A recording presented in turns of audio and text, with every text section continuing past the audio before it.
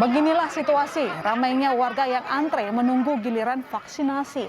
Tidak ada jarak, masyarakat mengantre tidak mengikuti protokol kesehatan. Antrean membludak sejak pukul 7 pagi atau 1 jam sebelum mulainya vaksinasi. Tak hanya di halaman luar, ratusan warga juga rela berpanas-panasan antre di halaman dalam kompleks pendopo rumah dinas bupati. Banyaknya jumlah warga mengantre membuat tenda yang disediakan panitia tidak bisa menampung jumlah warga yang datang. Sebelum proses vaksinasi, sebelumnya Dinas Kesehatan melakukan sosialisasi untuk mempercepat vaksinasi di Purworejo yang saat ini masih 32%.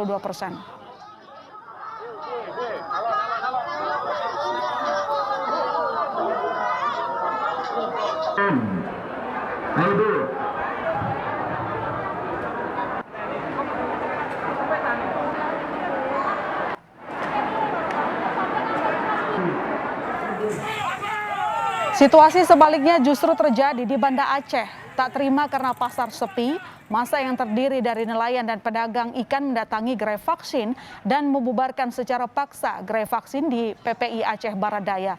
Selain merusak gerai, ambulans dan tenaga medis yang sedang bertugas pun diusir dari lokasi vaksinasi. Seorang tenaga medis terluka karena terkena lemparan kursi.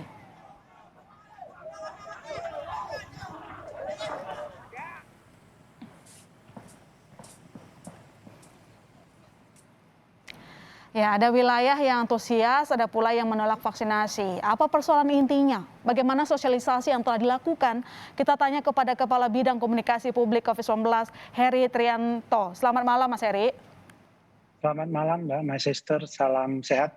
Salam sehat selalu. Mas Heri, tadi sudah mendengar ya. Pertama, saya mau minta tanggapan Anda terkait respon masyarakat atas vaksin tadi. Purworejo antusias, tapi di Aceh menolak.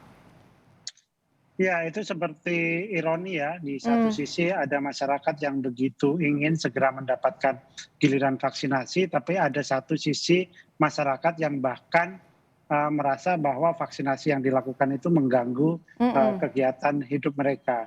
Tentu saja ini menjadi bahan introspeksi buat pemerintah bagaimana ke depan untuk terus memperbaiki situasi. Memang tidak semua masyarakat seperti survei juga yang dilakukan oleh Kompas itu bisa menerima sepenuhnya program vaksinasi yang dilakukan oleh pemerintah gitu.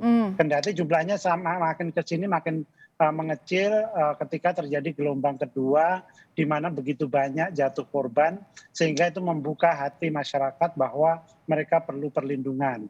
Itu yang terjadi sehingga apa yang terjadi di Purworejo tadi menunjukkan betapa antusiasnya masyarakat untuk mendapatkan giliran. Karena tentu saja mereka juga tidak ingin tertular siapapun, tetapi ketika tertular agar jangan jadi risiko fatality-nya juga besar seperti itu. Oke, Mas Sementara Heri. yang terjadi, ya. Oke, Mas Heri, saya mau tanya konfirmasi. Kalau dari data Satgas sendiri, masih banyakkah wilayah yang menolak vaksinasi? Ya, sebenarnya itu seperti kurva normal, Mbak, my sister. Oke. Jadi hanya sebagian kecil saja, tetapi kemudian terjadi insiden bahwa seolah-olah itu menjadi Oke. besar. Tetapi sebagian masyarakat Indonesia itu memang benar ingin divaksin gitu. Mungkin Oke. sebagian saudara-saudara kita di Aceh atau saudara kita di tempat lain ada yang tidak perlu di sana karena situasinya juga jangan dibayangkan seperti di Jakarta di mana pernah dalam satu hari ada 13.000. Tetapi Indonesia ini begitu luas sehingga COVID ini, penularan COVID itu kadang juga tidak terasa di sebuah daerah. Tetapi lebih penting sekarang adalah bagaimana kita bisa mencegahnya ya. Mencegah sama menekan risiko dari virus COVID-19 ini. Oke, Mas Heri, berkaca atas dua wilayah tadi yang bertolak belakang, sampai sejauh ini bagaimana catatan Satgas tentang upaya sosialisasi yang tepat dan pas untuk masyarakat? Tadi kalau kita lihat di Purworejo misalnya, mereka sudah melakukan sosialisasi, ternyata orang membludak gitu. Nah, kalau di Aceh justru ada penolakan. Nah, sosialisasi seperti apa yang perlu kita perbaiki? Termasuk juga sistem ya? Iya, bagaimana kemudian kita tetap menjalankan protokol kesehatan ketika menjalankan vaksinasi, terutama untuk kelompok masyarakat yang ingin divaksin dan sangat antusias. Itu tidak boleh terjadi lagi, terjadi antrian yang kemudian menimbulkan justru risiko penularan. Kemudian yang kedua adalah mempersuasi masyarakat yang masih menolak ini. Caranya gimana? Kalau aparat atau perangkat pemerintah tidak bisa, mestinya kita bisa menggandeng para tokoh masyarakat yang didengar oleh kelompok masyarakat tertentu tadi untuk dia menjadi bagian dari program ini untuk menjelaskan memberikan pengetahuan tentang betapa pentingnya sebenarnya vaksin ya. Rasanya sih pemerintah ataupun data ilmu pengetahuan sudah menunjukkan betapa vaksin ini sangat efektif dalam menekan risiko keparahan dari jika orang terkena COVID. Kita bisa lihat dari apa yang terjadi di Singapura ketika kasusnya lebih besar dari Indonesia, 2.000 lebih ya misalnya per hari, tetapi tingkat kematiannya hanya 2 hingga 5. Artinya vaksinasi di sana berhasil untuk menekan keparahan tadi. Itu yang harusnya juga terjadi di Indonesia. Oke, Mas Heri, saya masih menyangkut dengan daerah yang menolak vaksinasi. Kalau kita lihat kan beberapa daerah bahkan mengenakan sanksi ya untuk masyarakat yang tidak mau mengikuti vaksinasi. Nah, sejauh ini apakah itu efektif dan apakah untuk daerah-daerah lainnya juga perlu menerapkan hal serupa?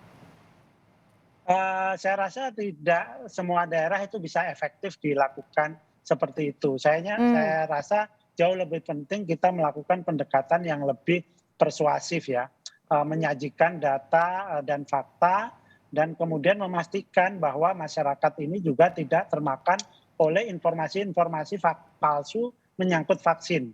Karena selama ini kan juga beredar kan isu mengenai kehalalannya, kemudian di situ dipasang chip, konspirasi dan lain-lain.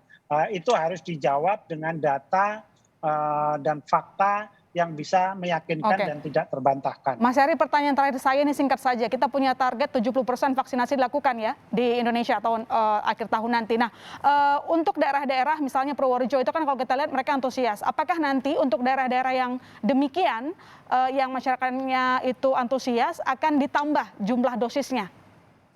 Iya, itu sejak 2 atau 3 bulan lalu sudah diberikan kewenangan gubernur untuk memprioritaskan daerah-daerah mana yang bisa dipercepat. Salah satunya adalah tadi penerimaan masyarakat, kemudian yang kedua juga tingkat penularan di sebuah daerah, sehingga harus dipercepat proses vaksinasinya. Jadi itu bisa dilakukan oleh masing-masing gubernur dalam hal distribusi vaksin. Baik, terima kasih Mas Heri telah bergabung di Berita Utama. Harapan kita proses vaksinasi dapat dipercepat supaya yang tadi ujung-ujungnya kalau masyarakat sehat, ekonomi juga semakin kuat. Terima kasih Mas Heri sekali lagi, sehat-sehat selalu.